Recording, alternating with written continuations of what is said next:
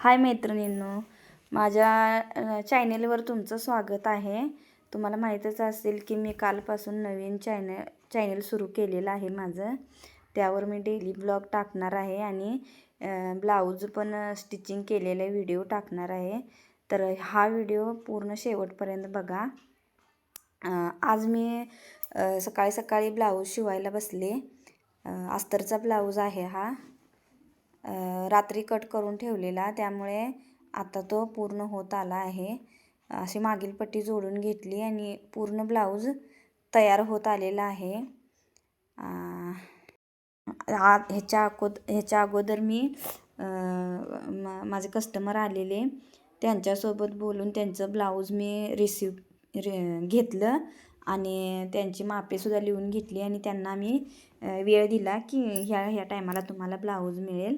मग त्या गेल्यानंतर मी माझ्या कामाला सुरुवात केली. ब्लाऊज काय मी रात्रीच कटिंग करून ठेवलेला, त्यामुळे फक्त अस्तर आणि हे जोडून घेतल्यानंतर डायरेक्ट शिवायलाच बसले मी. त्यानंतर शिवून झाल्यानंतर पण मला भरपूर कामे होती. एक साडीसुद्धा पिको फॉल करायची होती. काही जण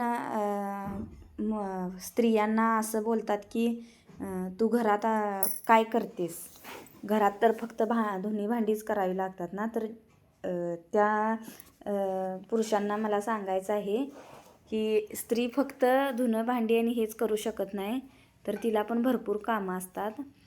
ती घरी असते म्हणून तर आपण त्यांच्या जीवावर टाकून आपण बाहेर निवांत काम करत असतात ते. आणि आम्ही महिला घरी असतो म्हणून तर हे पुरुष बाहेर निवांत बेधडकपणे कामाला जाऊ शकतात.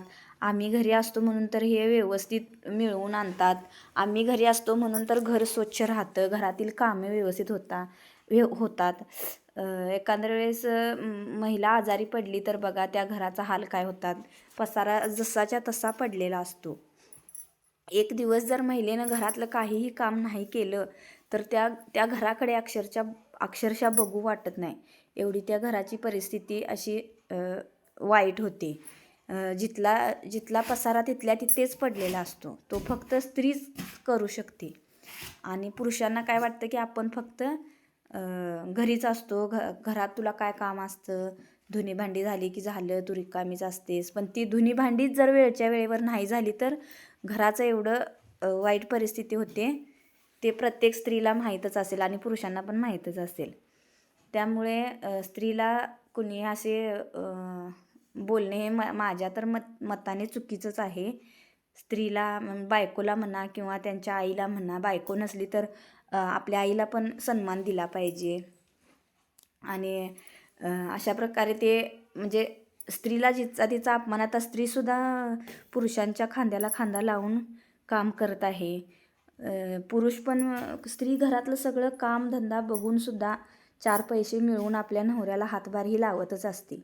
बोलता बघा माझा ब्लाऊज पण कंप्लीट झाला आणि मी नंतर मग हात शिलाई आणि एका ब्लाऊजला हात शिलाई बटन वगैरे लावायचं होतं, ते लावून घेतलं आणि मग फटाफट मशीन साफ करायला घेतली. मशीनवरचा सगळा पसारा उचलला आणि टेलर मैत्रिणींच्यासाठी मशीन हीच आपली लक्ष्मी असते, त्यामुळे ती स्वच्छ केली आणि नंतर फटाफट झाडू मारायला घेतला. झाडू मारून झाल्यानंतर ते कापडाच्या चिंध्या वगैरे सगळ्या एका कॅरीबॅगेत भरून ठेवल्या, चूल पेटवण्यासाठी येतात म्हणून. आणि मग पसारा सगळा केर भरून बाहेर टाकला. तोपर्यंत बघतो तर घड्याळात 5 वाजलेले. मग काय दूध काढायचं टायमिंग झाल्यामुळे मी किटली घेतली आणि दूध काढायला गेलो. गोट्यात गेल्यानंतर बघितलं तर ह्या बायांनी असं हे घाण करून ठेवलेलं. मग ते सगळं शेण वगैरे मागं वडलं आणि मग धारला बसलो आणि एका म्हशीचं दूध काढलं. मला सुरुवातीला धार जमत नव्हती, मग मिस्टरांनी मला शिकवली. त्यानंतर मग मी आता फास्टमध्ये धार काढू शकते. त्यानंतर आता मग एका म्हशीची धार काढून झालेली आहे. आता दुसरीकडे पण मी वळले आणि दुसऱ्या म्हशीची पण धार चालू केली. कोणतंही काम परफेक्ट होण्यासाठी त्या कामात सातत्य असणं आवश्यक असतं. प्रॅक्टिस केल्यामुळेच आपण परफेक्ट बनू शकतो.